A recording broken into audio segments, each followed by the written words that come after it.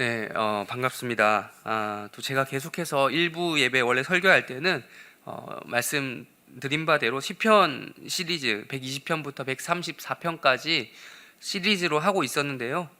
오늘은 또 돌아보니 생각을 해보니까 그대로 하려다가 생각해보니까 돌아오는 3월 26일이 교회 설립 50주년 기념일이죠. 그래서 그런 의미에서 오늘 본문과 설교 제목을 정하게 되었습니다.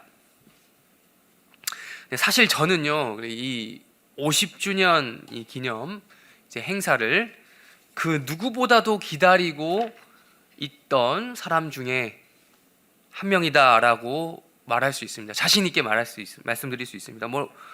제가 저만 그렇다라고 말할 수는 없고요.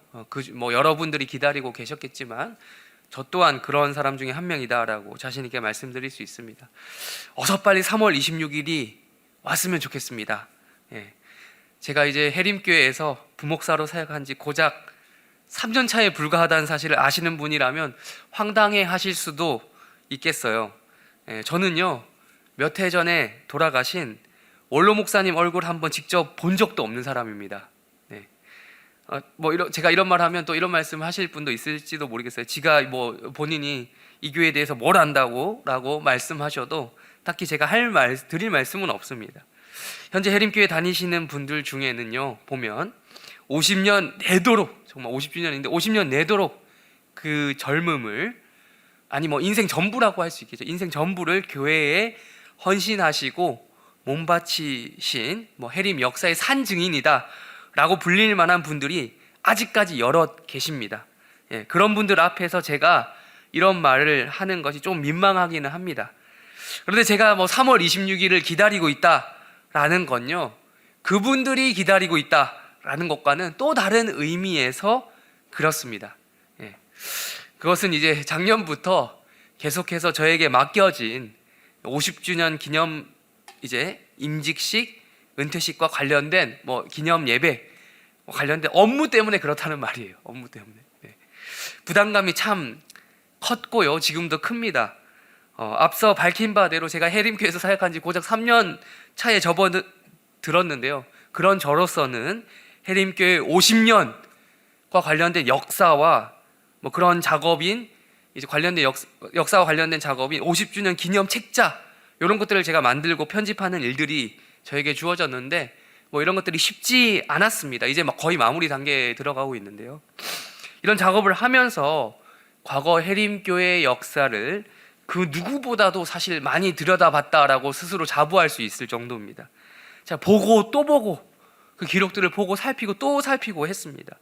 그러던 과정 중에 하나님의 선하신 뜻 가운데 1972년 이 강동 지역에 천호 서부교회를 세우시고 몇 번의 이전 끝에 해림교회로 이름을 바꾸게 하시고, 또한 2017년, 2018년 기간 동안 하남미사로 이전하게 하셔서 50년 동안 지속적인 복음 사역이 이어지게 하셨다라는 것을 저는 발견할 수 있었습니다.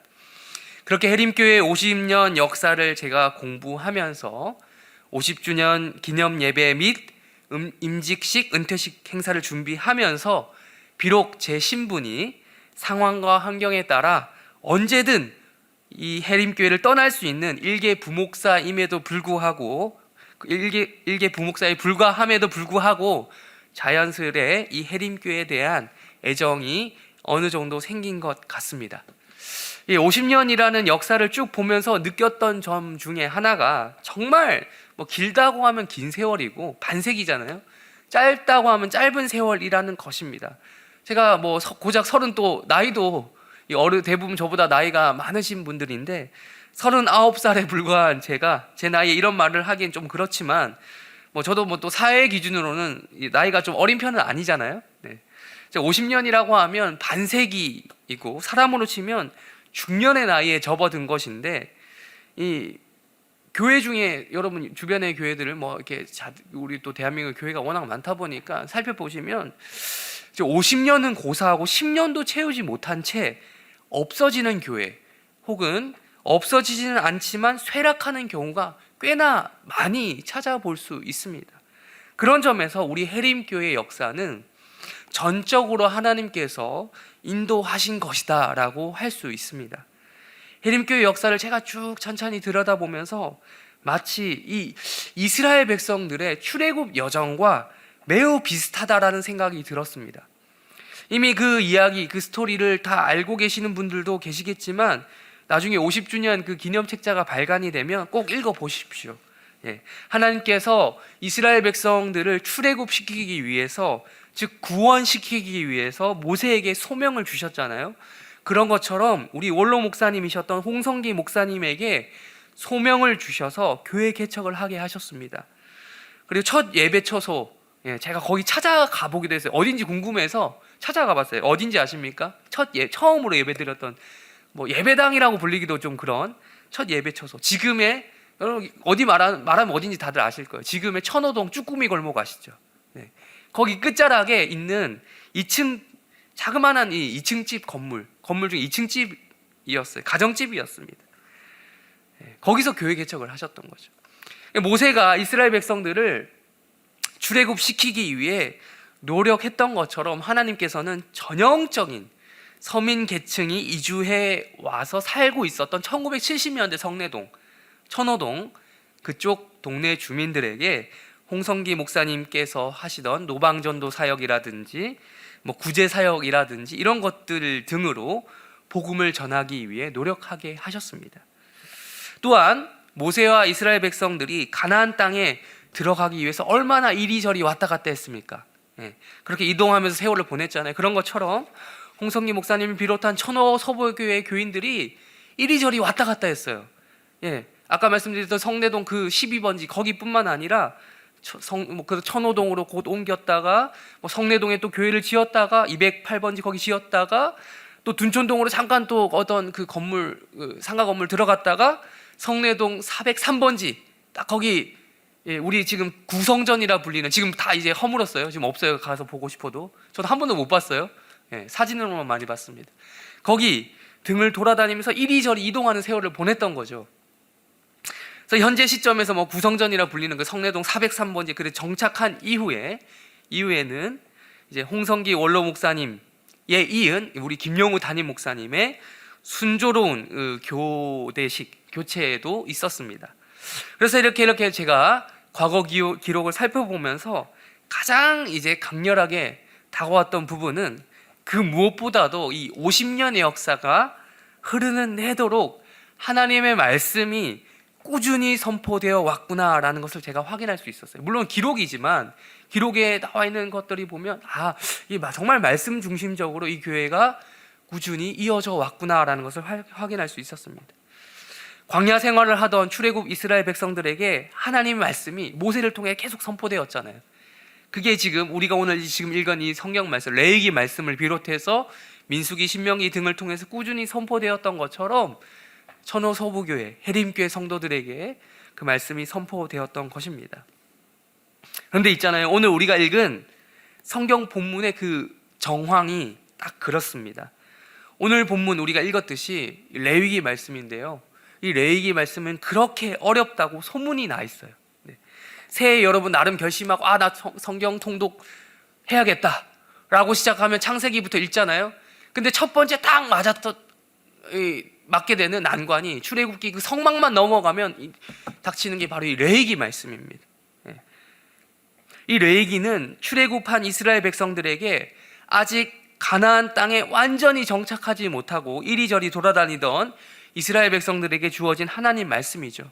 이 레위기는 제목 그대로 레위와 관련된 말씀입니다. 여러분 레위가 뭔지 아십니까? 레위. 제가 이제 일부러 꼬기 위해서 레위가 무엇인지 물어봤어요. 레위가 누구인지 물어보지 않고 무엇인지 물어봤습니다. 사람 이름이죠, 사람 이름. 르우벤, 시므온에 이어서 이은 야곱의 셋째 아들입니다. 셋째 아들.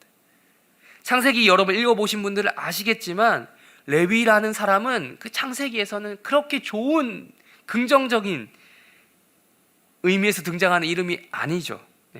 레위는 자신의 둘째 형인 시므온과 합작해서 여동생 디나가 당했던 그 수치스러운 일 때문에 복수를 위해 아주 치밀하고도 잔인한 계획을 세워서 실행했던 사람이었어요. 세겜 성읍의 남자들을 다 죽였죠. 집단 학살극을 자행했던 사람이었어요. 지금 요즘에 여러분 푸틴 그렇게 욕먹잖아요. 거의 뭐 그 급이었어요. 그때 사회로 치면. 치밀한 계획 속에서 분노를 표출해. 여러분 막 화내는 사람 있잖아요. 막 그 물불가래 그런 스타일이 아니 더 무서운 사람이에요. 치밀한 계획 속에서 그 모든 사람을 죽일 정도로 냉철한 냉혹한 사람이었던 것이죠. 오죽했으면 야곱이 마지막 유언으로 자신이 죽기 전에 유언을 남겼는데, 여러분 남길 때 그래도 자식들에게 축복의 말을 할 수 있잖아요.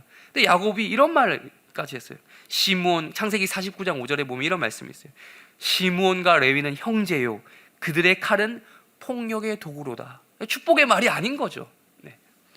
한마디로 자기 아버지도 자기 아들들을 가리켜서 야 니네들 조폭이야, 너희들 깡패, 이런 수준을 인정한 거죠. 재미있게도 출애굽기를 시작하면서 등장하는 주요 인물 누굽니까?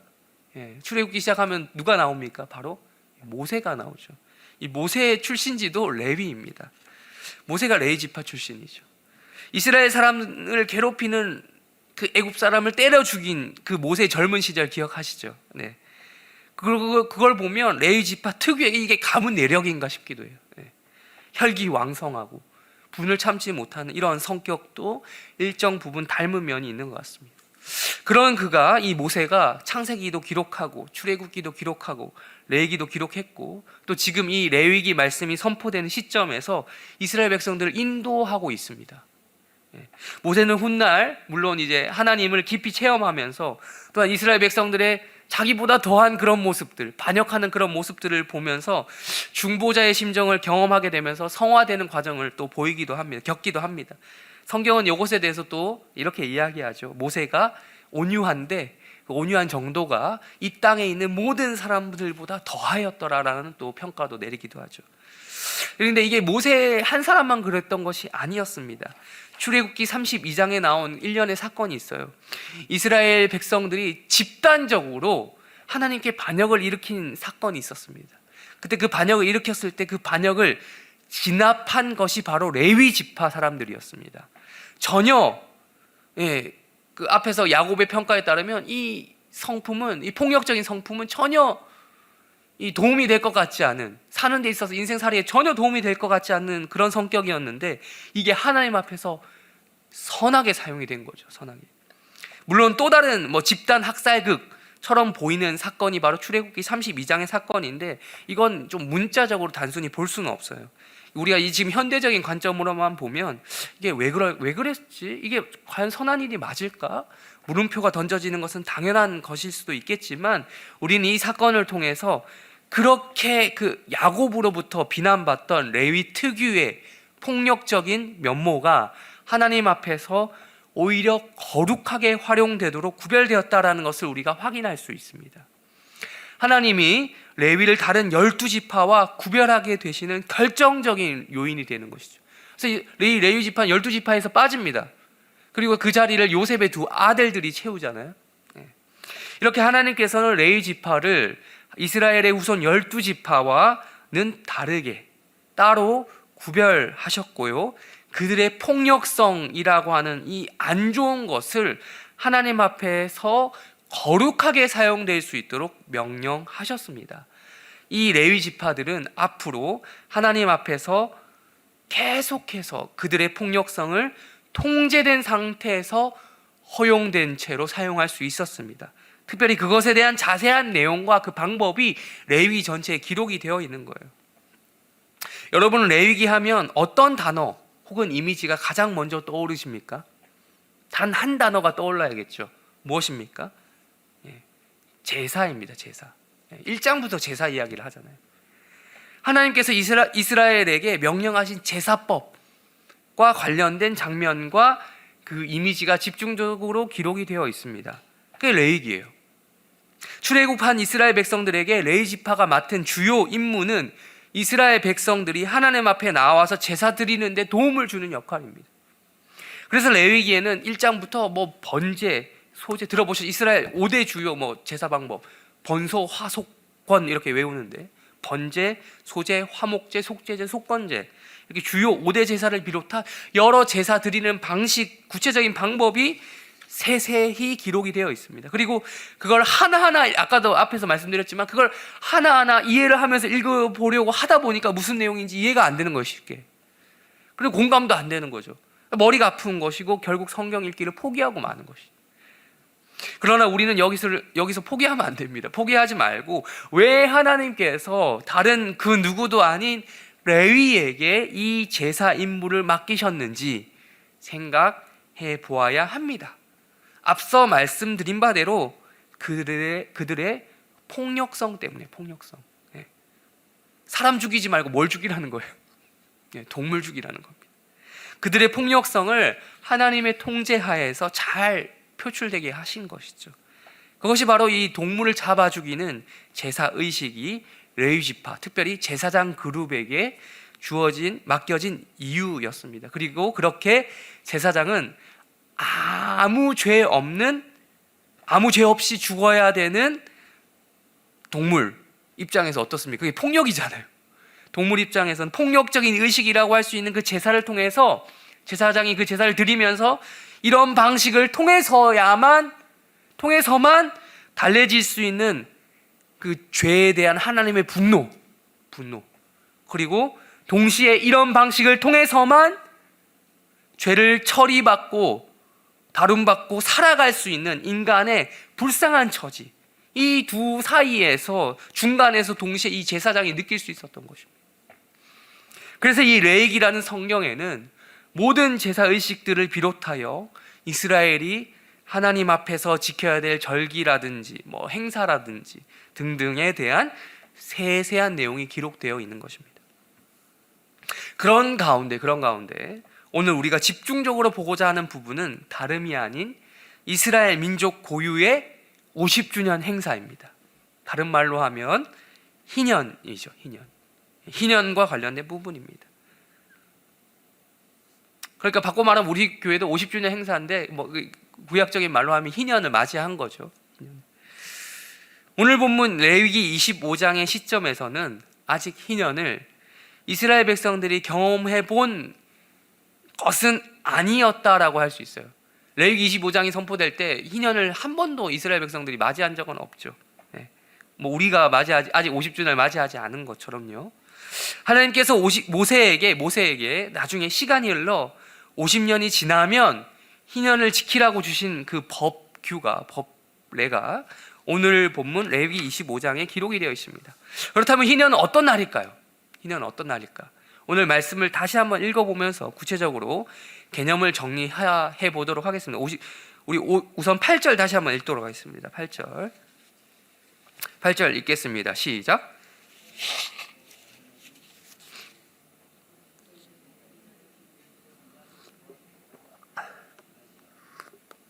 네, 49년이라.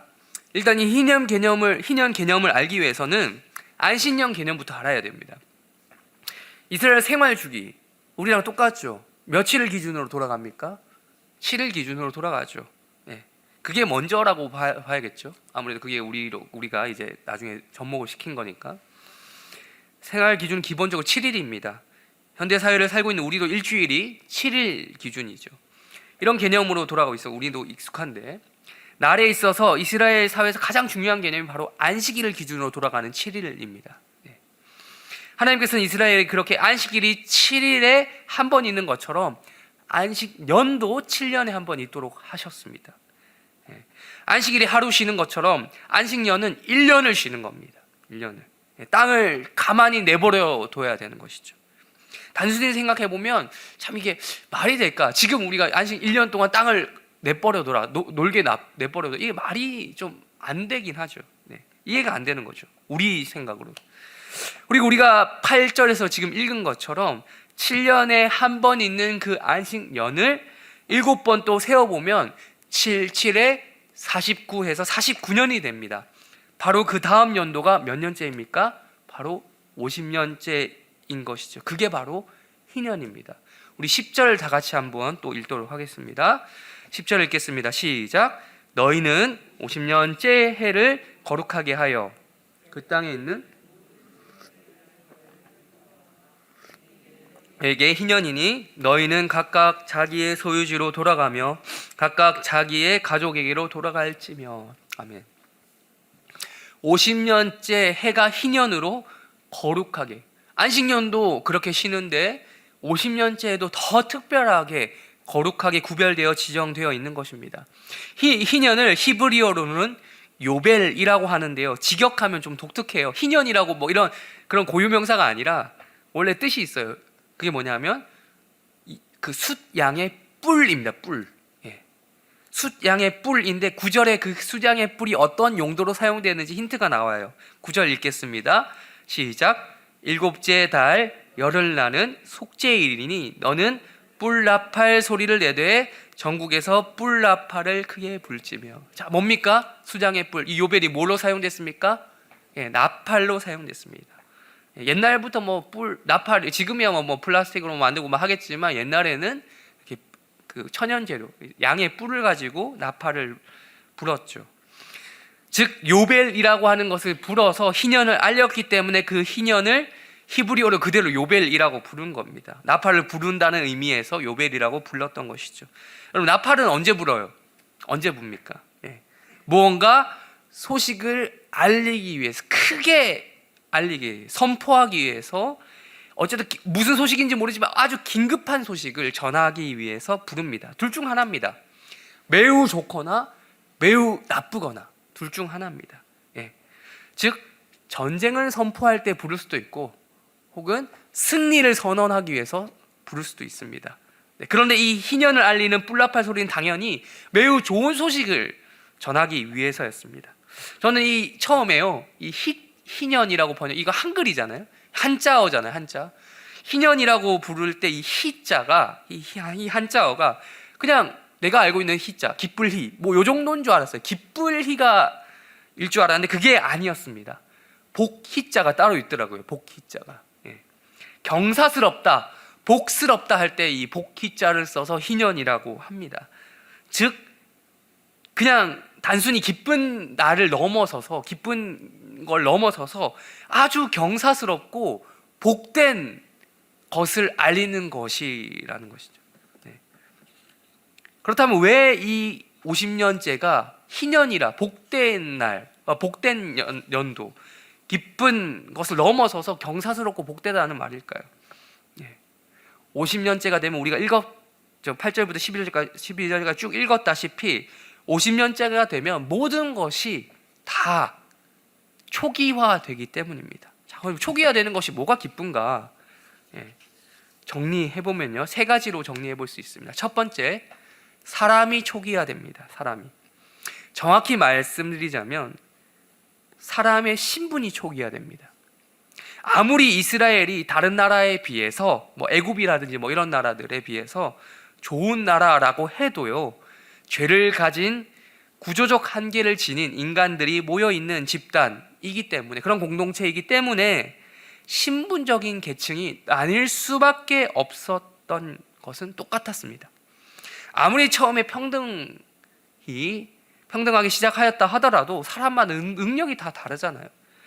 그리고 재산도 능력에 따라 또 달라지잖아요. 그리고 물려받는, 그렇게 되면 또 상속의 양도 달라지잖아요. 그렇게 자연스럽게 사람마다 위치하는 계층 수준도 달라지게 되어 있습니다. 그러다 보면 발생하게 되는 문제가 바로 신분의 문제입니다.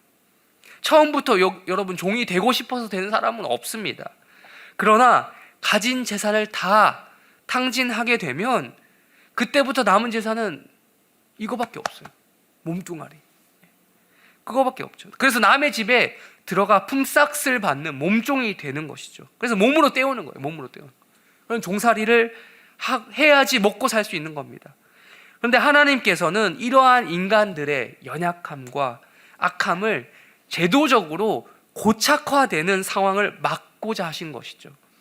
그래서 10절에서처럼 희년 제도를 선언하시면서 가장 첫 번째로 사람의 초기화, 신분의 초기화를 명령하시는 것이었습니다. 이걸 적어도, 그러니까 이런 거죠. 적어도 50년을 주기로 해서 이 희년 때만큼은 다시 자유민이 되라는 것입니다. 모든 이스라엘 주민들은 다 자유민이라는 것이죠. 왜 그렇습니까? 하나님께서 애굽에서 종살이하고 있던 이 이스라엘 백성들을 다시 자유민으로 만드셨는데 어떻게 그래서 다시는 종살이하지 말라고 출애굽시켜서 자유하게 만들었는데 왜 다시 종의 멍에를 매느냐라는 것이죠. 물론 일시적으로는 재산을 날려버릴 수 있다. 그럴 수 있다. 그렇게 되면 또 재산을 날려버린 사람도 날려버린 사람이지만 그것 때문에 또 피해자가 생기잖아요. 그 돈을 받아야 되는데 못 받는 사람도 생기는 거잖아요. 그럴 수 있다라는 것을 인정하시고, 그렇지만 그럼에도 불구하고 대대손손 종의 신분을 물려줘서는 안 된다라는 뜻에서 50년을 주기로 희년을 선포하도록 하셨습니다. 첫 번째, 사람이 초기화되는 것, 신분이 초기화되는 것이죠. 두 번째, 부동산이 초기화됩니다.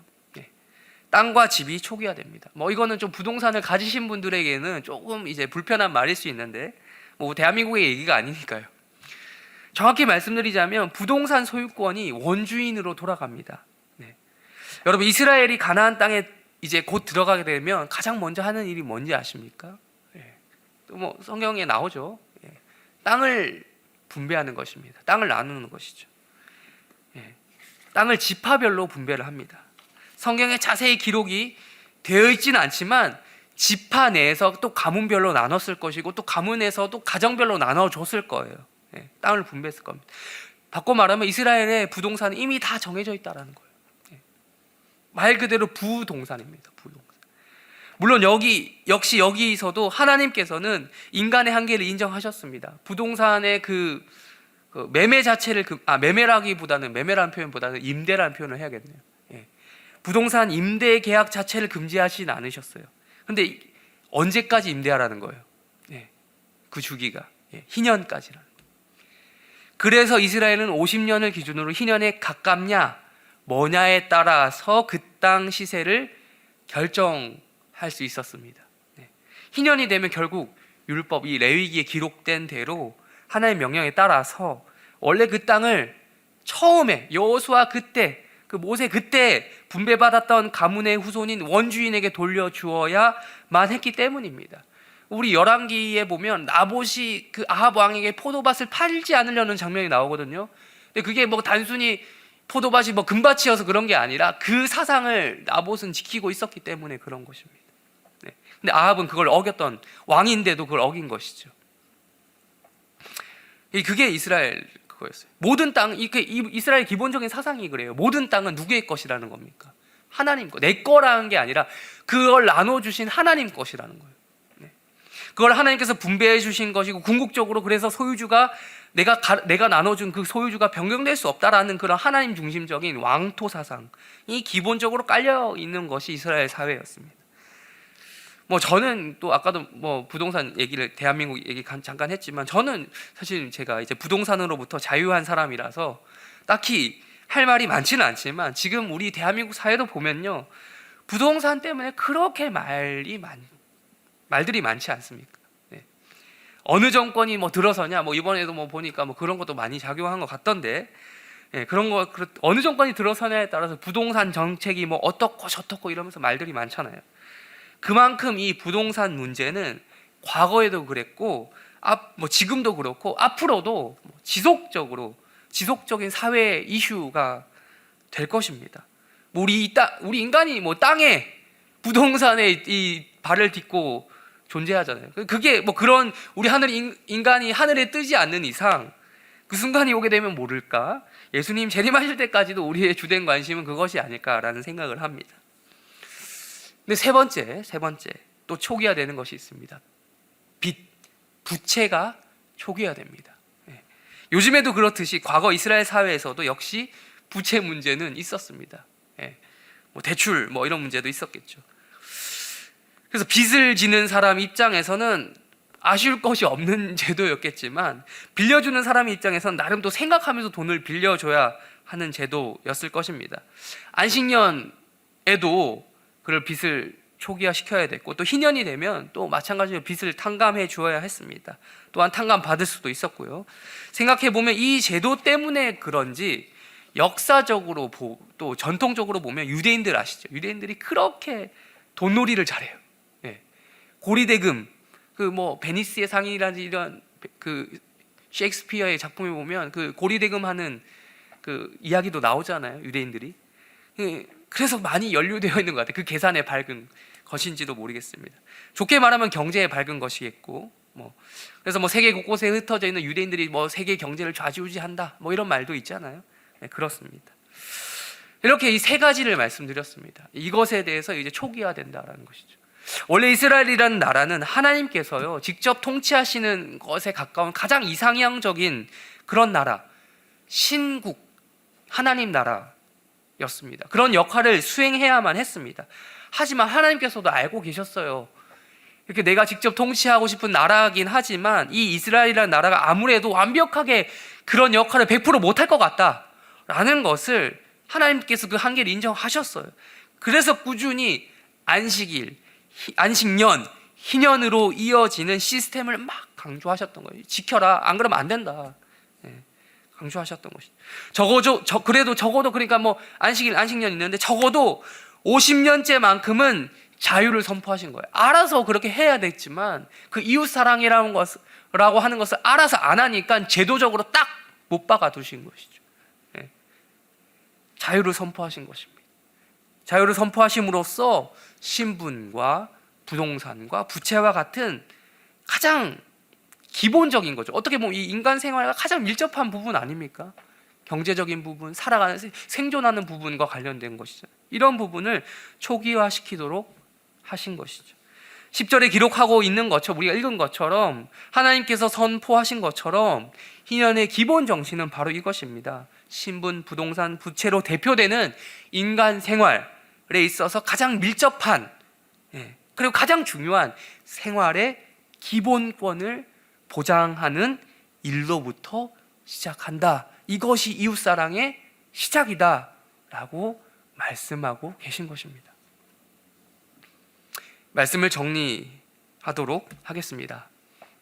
레위기 25장에 이스라엘처럼 우리 해림교회는 아직 50주년을, 즉 희년을 아직 맞이하지 않은 상태에서 이 말씀을 나누었습니다.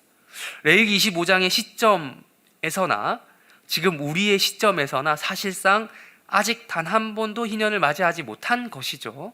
물론 역사적으로 이스라엘이 희년을 제대로 지켰더라 이런 기록이 뭐 잘 지켜서 그런지 몰라도 못 지킨 경우가 많은 것 같아요. 보면 좀 안타깝죠. 근데 아직 한 번도 맞이해보지 못한 시점이라는 것이죠.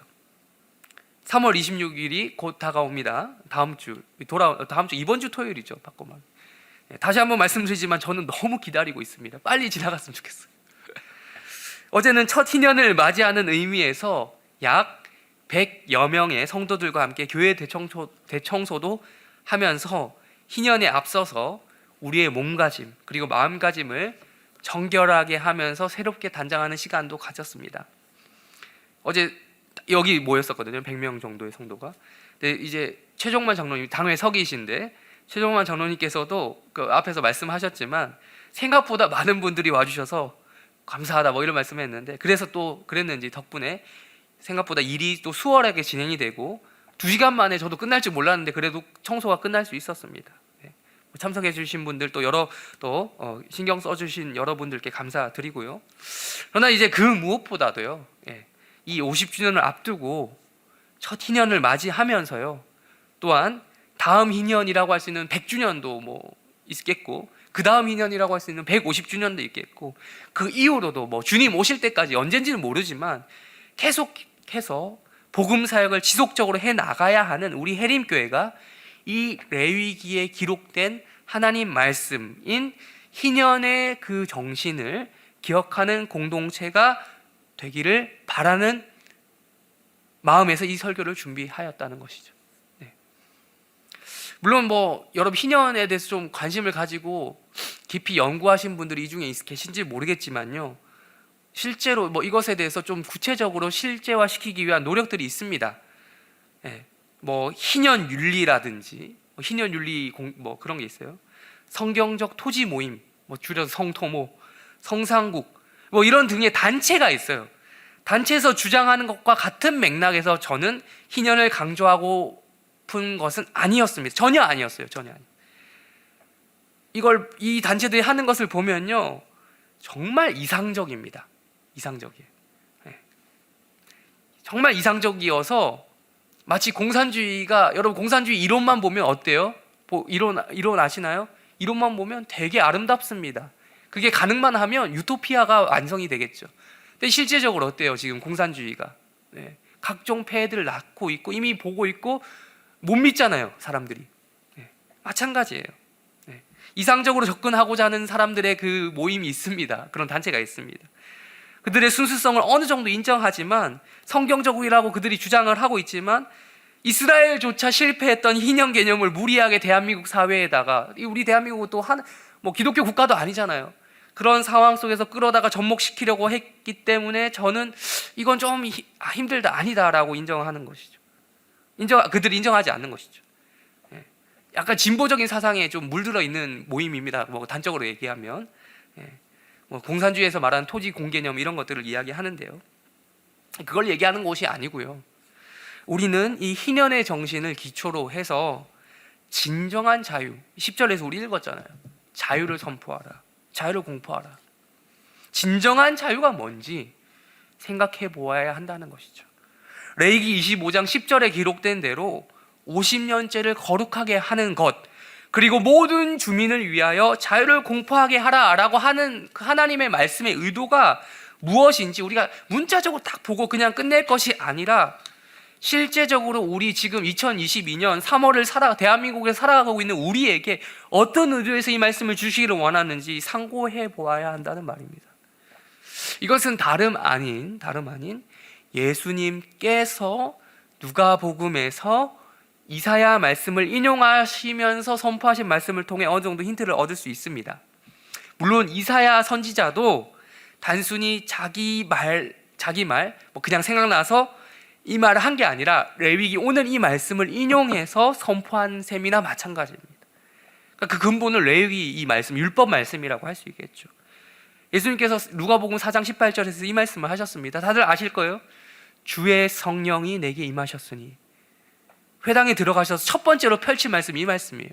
주의 성령이 내게 임하셨으니 이는 가난한 자에게 복음을 전하게 하시려고 내게 기름을 부으시고 나를 보내사 포로된 자에게 자유를, 이런 말씀하셨어요. 자유. 이게 진정한 자유죠. 우리에게 있어서 진정한 자유는 예수님께서 오셔서 이 땅에 오셔서 사역하시기 위해서 펼쳐서 읽은 그 말씀인 것이죠. 즉 복음을 전하는 사역인 것입니다. 복음 전도와 직결되는 문제라고 할 수 있겠습니다. 여러분, 우리에겐 자유가 필요하죠. 맞습니다. 인간은 자유로운 존재라서 자유를 억압하면 반드시 반작용을 일으키게 되어 있습니다. 모든 세계의 역사가 그렇잖아요.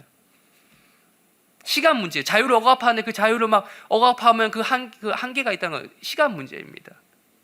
인간은 자유로운 존재입니다. 그런데 여러분, 진정한 자유란 무엇입니까? 그 자유란 게 뭐예요? 내가 하고 싶은 대로 마음대로 사는 것입니까? 개인이 원하는 대로, 뜻대로, 마음대로 사는 것이 그게 자유입니까? 성경에서 말하는 자유는 그게 아니에요. 바로 예수님께서 선포하신 대로, 그리고 이 희년이 이야기하는 바대로, 율법이 이야기하는 바대로 진정한 자유는 예수 그리스도를 믿음으로 죄에서 자유케 되는 것입니다. 레위기 말씀이 그런 의미에서 그 사회 구조적으로 죄된 시스템을 그대로 가지고 가지 말라라는 것이잖아요. 죄에서 자유케 되는 그 제사법이 레위기에 기록이 되어 있잖아요. 그겁니다. 즉 우리 해림교회가 50주년을 맞이하여 지속적으로 밀고 나가야 하는 사역이 무엇인가? 끌고 나가야 되는 사역이 무엇인가? 다름 아닌 복음을 전하는 사역인 것입니다. 자유라고 해서 아무것도 안 하고 쉬는 1년 동안 놀자, 이걸 이야기하는 것이 아닙니다. 진정한 자유를 위해서, 복음적인 자유를 위해서 더욱더 수고하고 애써야 하는 것이 모든 그리스도인들과 특히 희년과 50주년을 맞이한 우리 해림교회 성도들에게 요구되는 것, 바라는 것이라는 것이죠. 마지막으로 또 한 가지 더 추가해서 권면합니다. 그렇다고 해서 구제사역이라고 하는 우리 레위기 말씀 그대로 읽은 그대로의 의미를 무시하자는 뜻으로 드린 말씀은 아니었습니다. 앞서 희년을 정리하면서 희년의 기본적인 정신, 아까 얘기했죠. 신분, 부동산, 부채, 이게 이제 초기화된다. 요거로 대표되는 인간 생활에 있어서 가장 밀접하다고 할 수 있으며 가장 중요하다고 할 수 있는 이 생활의 기본권, 요걸 보장하는 일로부터 시작하고 있다라고 말씀을 드렸죠. 마찬가지로 이것도 우리는 소홀히 해서는 안 되겠습니다. 네. 주변을 돌아보십시오. 이웃을 돌아보시면 생각보다 도움이 필요한 곳이 여전히 많이 있습니다. 네. 해림교회 역사를 통해서 다시 한번 언급을 드리자면, 이제 조금만 읽어보면요, 우리 교회가 얼마나 구제사역에 힘썼고 또 힘써왔는지 알 수 있습니다. 처음에 해림교회가 첫 부흥이 처음으로 부흥한 그 시점이 언제인지 아십니까? 1970년도에 저도 몰라요. 저도 뭐 태어나지도 않았고 알지도 못하는데 풍납동에 침수가 있었대요. 침수 피해가 깊이 있어요. 그때 원로 목사님이신 홍성기 목사님이 돌아다니면서 구제 사역하시고 뭐 이렇게 전도하시고 이랬대요. 그때 천호 서부교회에 처음으로 부흥이 있었다라고 기록하고 있습니다. 설교를 마치면서요, 우리 해림교회 전통이자 표 두 가지를 다시 한번 나누며 기억해보고 싶습니다.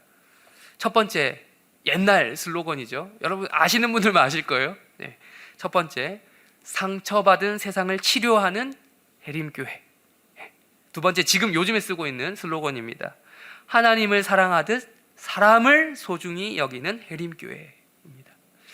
2년을 맞이해서 또 50주년을 맞이해서 우리 해림교회가 정말로 이러한 교회가 되기를 지향하고 소망하며 또한 그렇게 되기를 바라면서 설교를 마치겠습니다.